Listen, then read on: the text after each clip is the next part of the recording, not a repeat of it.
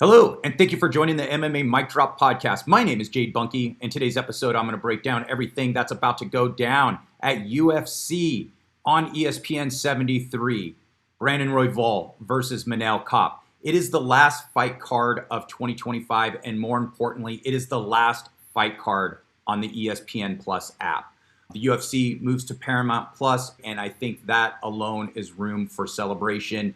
But in terms of this fight card, it is a solid one. It features a main event that might be a title eliminator for one of the fighters. It's also an incredibly deep fight for a non-pay-per-view. And so there's a lot to discuss. There's a lot to break down. And what I'm going to do, I'm going to provide the picks, predictions. I'm going to provide the odds. And I'm going to tell you who has the best nickname, the worst nickname, and also who has the coolest country flag on this particular fight card. If I'm to grade it, I would give it a B+, both for the implications for the winner of the main event and for the depth of this card. So let's get right into it. In the main event, it is Brandon Royval versus Manel Kape. Manel Kape, he is the most electrifying fighter in the UFC. He has the quickest hands in the UFC. He throws combos unlike what anybody has ever seen before. He's somebody that not only throws together, like, he doesn't just throw 1-2. He'll throw 6, 7, 8 punches in a row before his opponent can even respond. He's 21-7. Among those 21 wins, 18 of those have come by finish. Now think about this. This is at 125 pounds. That is an incredible finish rate. And he's able to get those finishes because he's so precise in his striking. He's so quick. He's able to hit you at the right spot at the right time, and then he's able to follow up real quickly. But he is taking on Brandon Royval. Now, Brandon Royval, he's one of the top contenders in the division. He's already, challenged for a title. Now, he is 2-2 in his last 4 fights. But I want to take a moment to look at against whom he's competed because it's really telling. In his last fight, it was against Joshua Van. He narrowly lost that fight to the current champ, which might have been the fight of the year. And it was a very close fight going into that last minute until I think Josh Van really took over in that last minute. Before that, though, he has a win over Tatsuro Taira, who is the person who's going to fight for the title next. And before that, he has a win over Brandon Moreno, the former champ. And before that, his loss was to Pantoja, another former champ. So he is fighting the very best of the best. He is a legitimate top 5 talent. Now, Manel Kape, he came into the fight game, or I shouldn't say the fight game, he came into the UFC on a 2-fight losing streak. He lost to Pantoja, again, former champ. Then he lost to a pretty high-rated contender. But then, since then, he was able to win 6 out of 7 fights. And he's looked better and better with each fight. It looks like he's really finding his groove. And let me just click on something real quickly here. I just want to see who against whom was his last fight. Okay. Almabayev. Brandon Royval has the better wins against better competition. Manel Kape has faced good competition because he's faced people like Pantoja. He's faced Makayev. Now, he's lost to both of those individuals, but he is, I think, an elite level talent, and he has an opportunity on any given day to win the title. When we look at the odds are absolutely shocking. Manel Kape is a -300, which I think is absolutely insane. And I think it's Royval is a +240, which makes 0 sense. Yeah, +240. Royval is going to be dangerous on the ground. He is the better grappler. He has 9 submission. He has 9 wins by submission on his record. He's good on the feet too. Now the fear is that he could hang around on his feet too much, and that's because look, Brandon Royval, his nickname, it's Raw Dog. This dude is an absolute dog. He will go at it. He will go toe-to-toe, and I don't know if that's what you want to do against Manel Kape.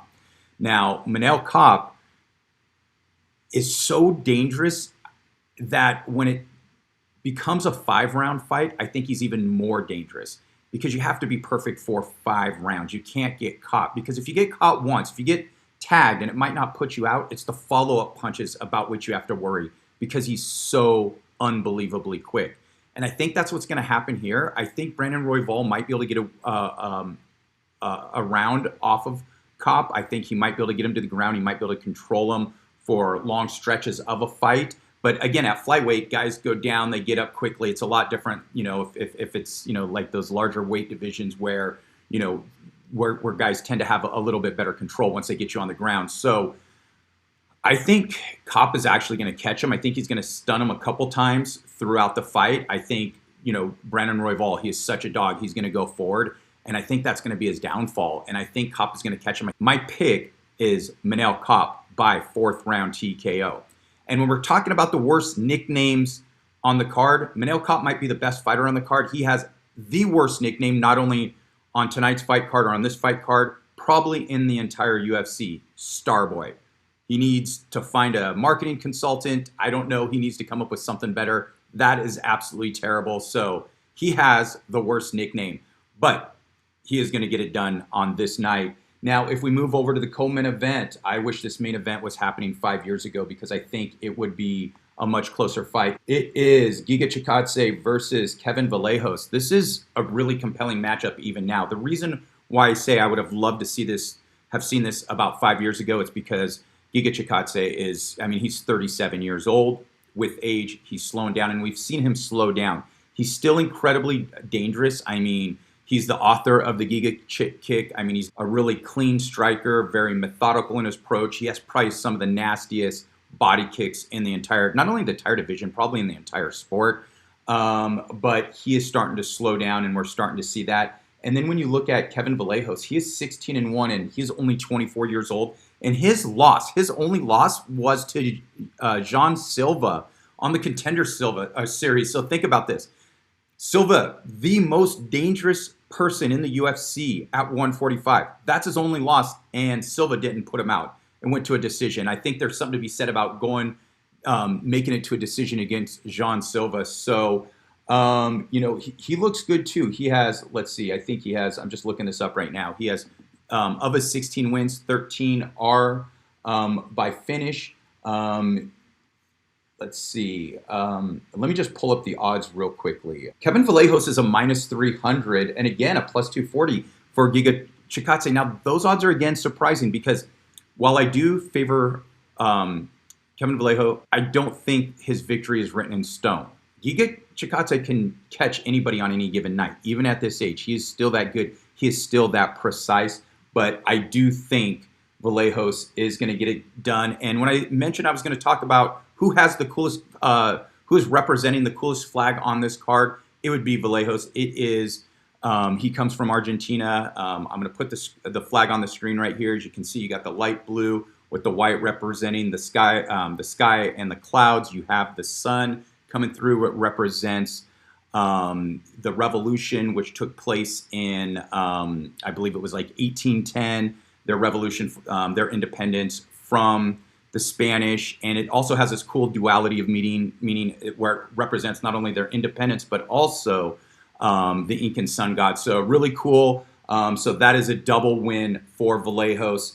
And next up, we have Cesar Almeida versus Cezary Oleksiejczuk. Now, the odds are a little closer on this. Oleksiejczuk is -205. Almeida, a +170. And it looks like we have a lot of strikers on this fight card. We have a lot of kickboxers. Almeida, a very good kickboxer. But again, he's a little bit older. I believe he's, let me check. I think he is 37 as well.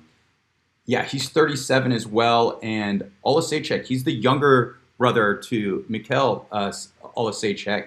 And he's the better fighter. He is 16-3.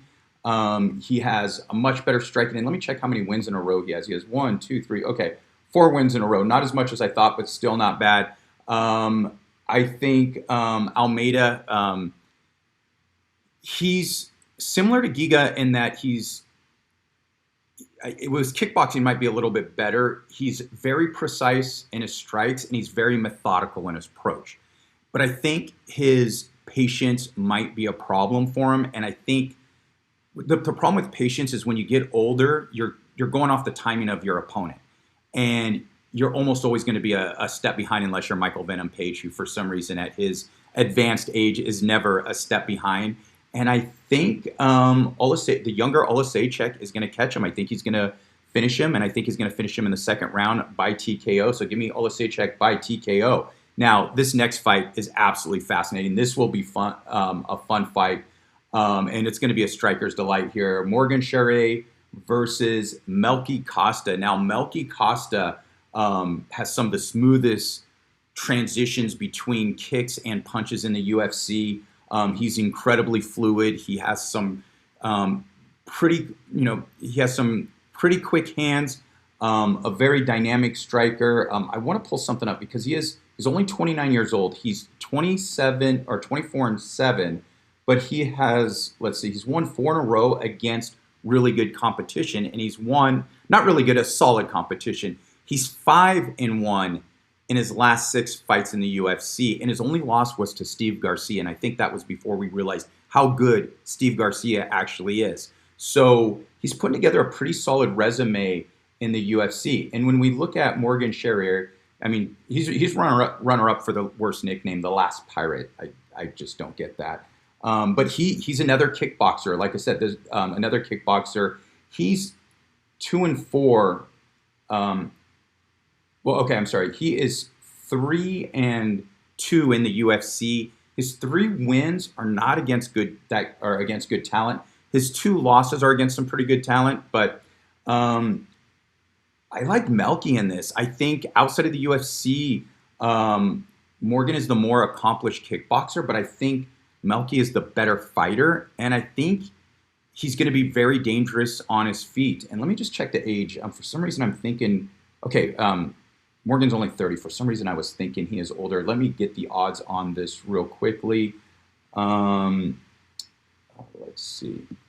Give me a second. Melky is the favorite at -105. Charrier is, it's almost a pick'em. It's a -115. I'm sorry. Okay. So it's pretty much a pick'em.